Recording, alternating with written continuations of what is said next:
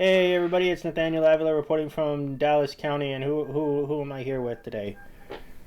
Hey, it's hot too. What? I was in the middle of a yawn and tried to speak and then ended up coughing. Oh no. So what are we talking about today? I have short-term memory, so I can't remember.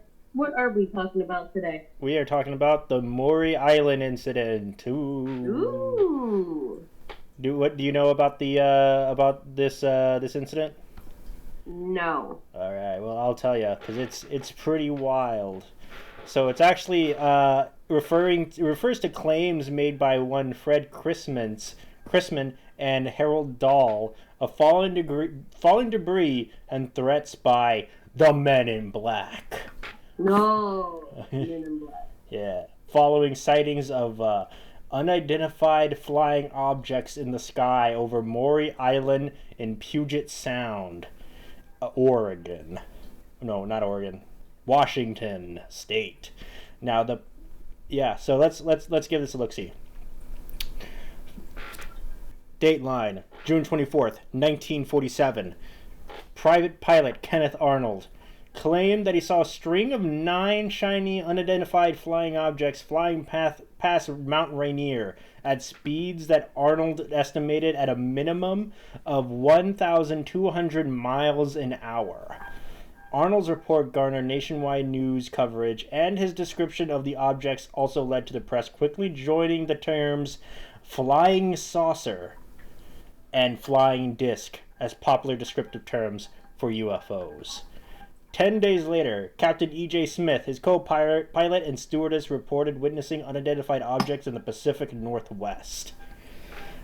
This guy, he saw a bunch of UFOs. So this basically started what is known as the 1947 flying disc craze. So after his story was publicized, Arnold was contacted by one Raymond A. Palmer, editor of fringe sci-fi magazine Amazing Stories. Palmer relayed to Arnold the story of 2 harbor patrolmen in Tacoma who reportedly possess fragments of a flying saucer. Palmer requested that Arnold fly to Tacoma to investigate, and on July 28th, Palmer wired $200 to fund the investigation, which I'm sure is a lot of money in 1948 or 1947. So, very true. Yeah. So, what do you think about that? So this guy, he saw a bunch of flying saucers. Now he's told by this magazine editor that he has to go check out this other thing in Tacoma. These guys have a piece of a flying saucer. Do you think they actually have flying saucer pieces? I mean, possibility, but I don't know. Let's find out what it is. But first, I want to know how much $200 is.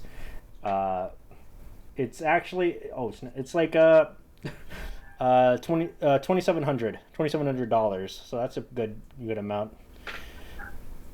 So let's see what actually happened on July 29th.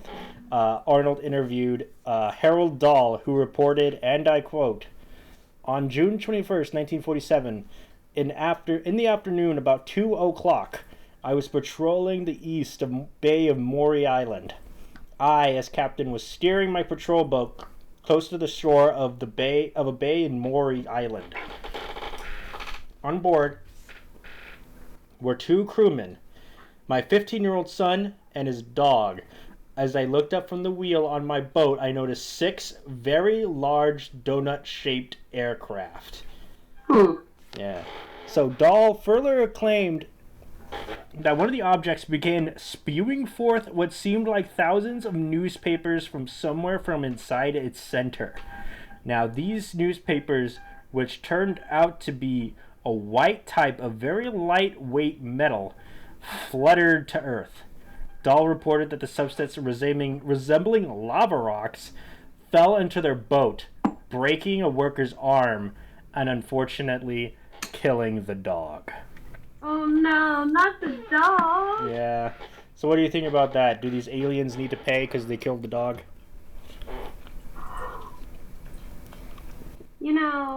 maybe, maybe not. I don't know.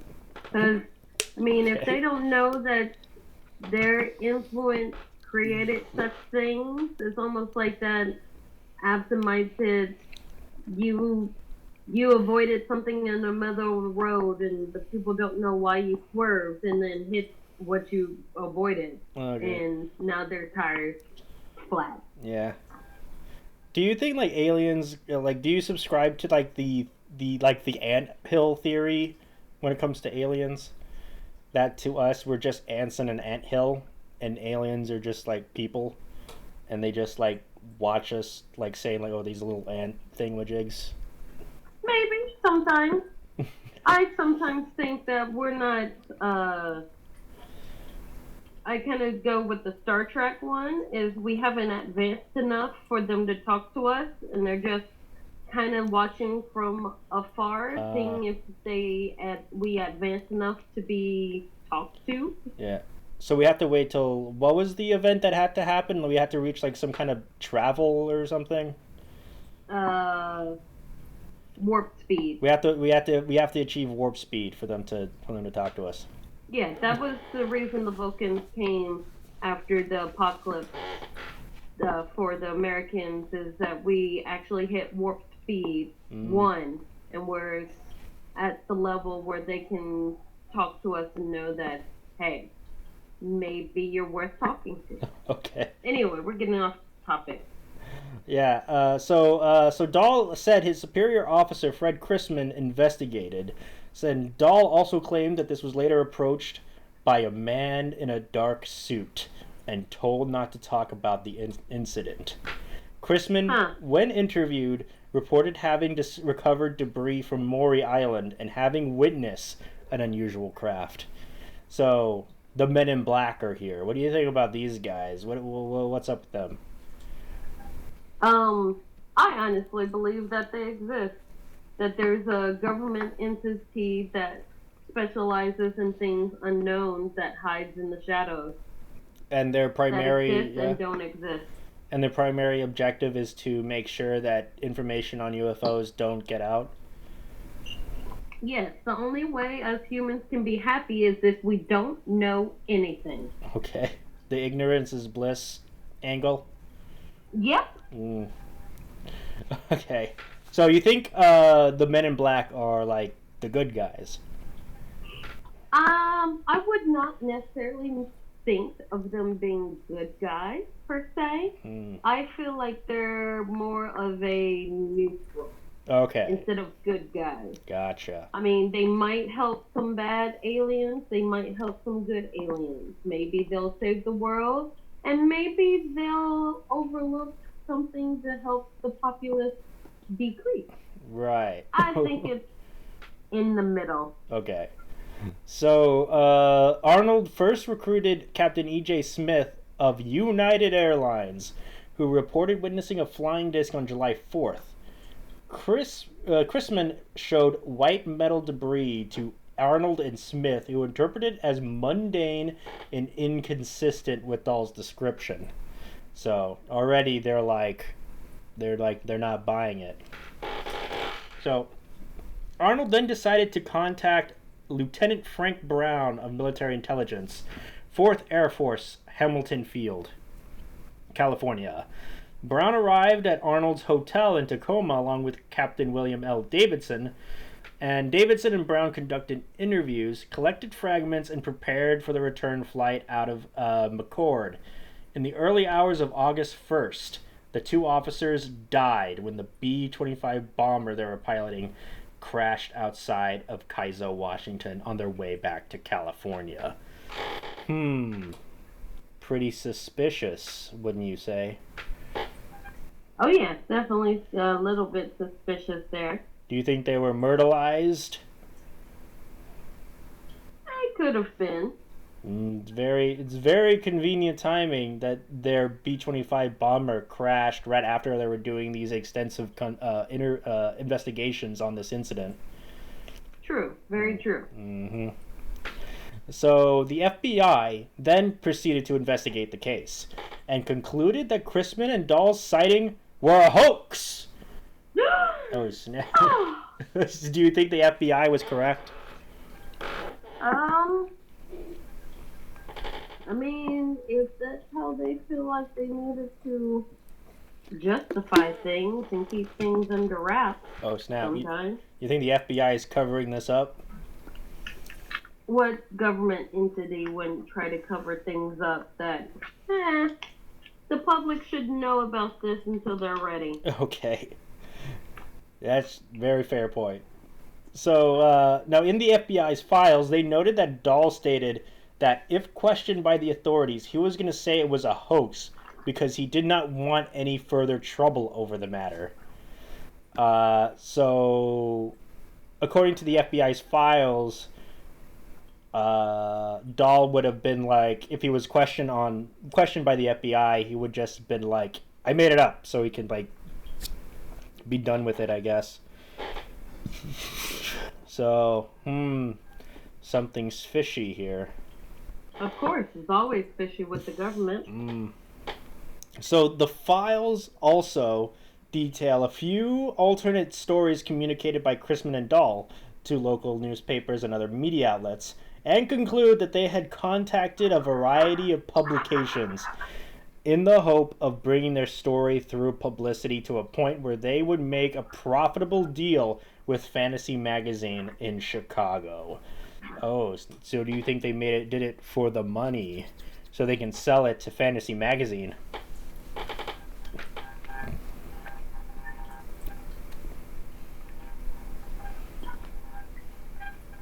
That's a possibility. Okay.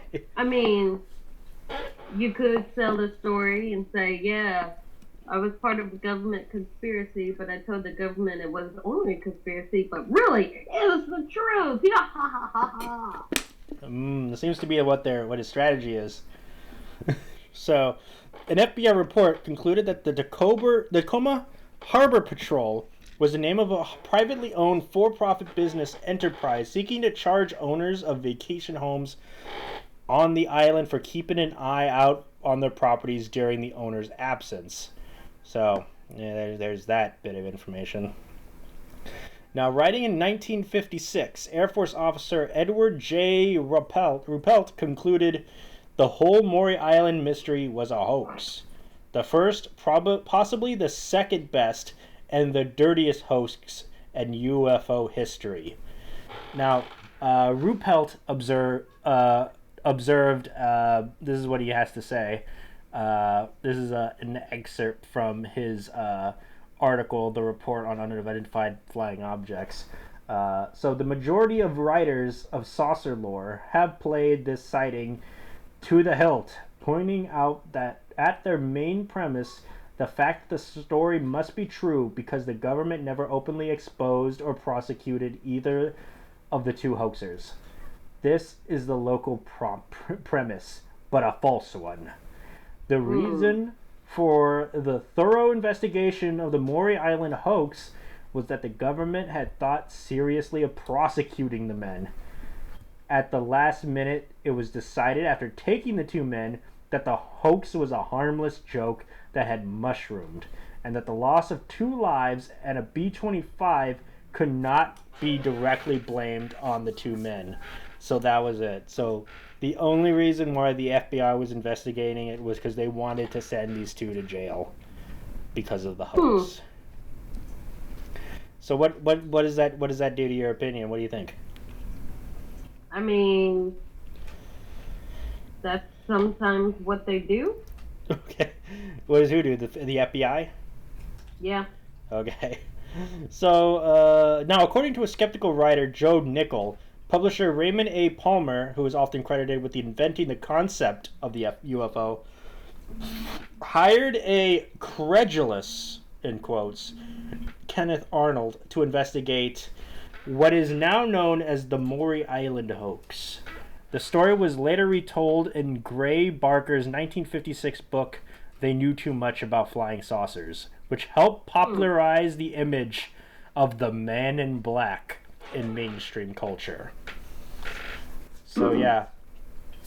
So this incident of the Men in Black was the very first documented incident of these people in black, which then inspired this Gray Barker person to create the book. They knew too much about flying saucers, which then propel this notion of the Men in Black into popular culture.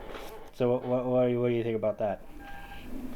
I mean, everything starts somewhere. Mm-hmm. You still think the Men in Black are out there? Yes. Okay. So, an account also appeared in the debunked Majestic 12 documents, which claimed that the metal fragments were part of a nuclear reactor that were subsequently turned over to the CIA. Now, Craig Glanday also cited the Maury Island Incident along with the Arnold sightings in his 1999 book, The UFO Investigator's Handbook, as a notable UFO incident surrounding Mount Rainier, which he described as a UFO laboratory. Now, Dahl's story was told in a 2014 short film called The Maury Island Incident. And in 2017, the Washington State Senate then passed a resolution acknowledging the 70th anniversary of the incident. I should also notice that the pair, so that's it. That's pretty much the story of the Maury Island Incident. So, what do you think? I mean, Men in Black are real. The government likes to hide conspiracies or make people think they're crazy. That's what we should take out of this? Yep. Okay. That's the moral of the story, everyone. Actually, there's a photo of like a painting of what this incident looked like. It's called the Maury Island UFO Memorial. So let me see if I can pull it up. I'll just download it. Okay, so this is an artist rendition of what might have occurred. This one right here. Huh. That's kind of cool. Yeah. Interesting. So this is what they thought. This is what is described. This is what they saw. There's the debris flying off. There's the Men in Black right there, being very Men in Blacky. They're the witnesses, and there's all the debris falling down. So that gives you a little bit of a visual of what these people saw. So yeah, that's pretty much it. That's pretty much it for the Maury Island Incident. Yeah, be careful out there. Would you ever tell people about it if you ever saw a UFO? I think it would depend on who I told. Okay. If I saw an actual UFO, it would depend on who I told because, depending on who you tell, could think that you're crazy or think you're crazy and put you in an insane asylum. Or the person you tell could be agreement. Okay, I mean, if that's what you saw, I completely agree with you. I didn't see it, so I have no evidence. So it's in the middle. Okay. I don't necessarily want to be put in an insane asylum. English is not my first language, I feel like. Okay. So yeah, that's pretty much the end of the Maury Island Incident. What would you do if the Men in Black came knocking on your door, being like, "Hey, get rid of your UFO stuff"? I will only get rid of it if I can join your organization. Okay. See what he comes back with. All right. So yep, that's the Maury Island Incident. I've been Nathaniel Avila. And I'm Hanu. Yeah, and we'll talk to you guys later. Bye. Bye. Thank you for listening to a Vision podcast, home of wacky talkies, The Kingdom, Evil Exists, and many more.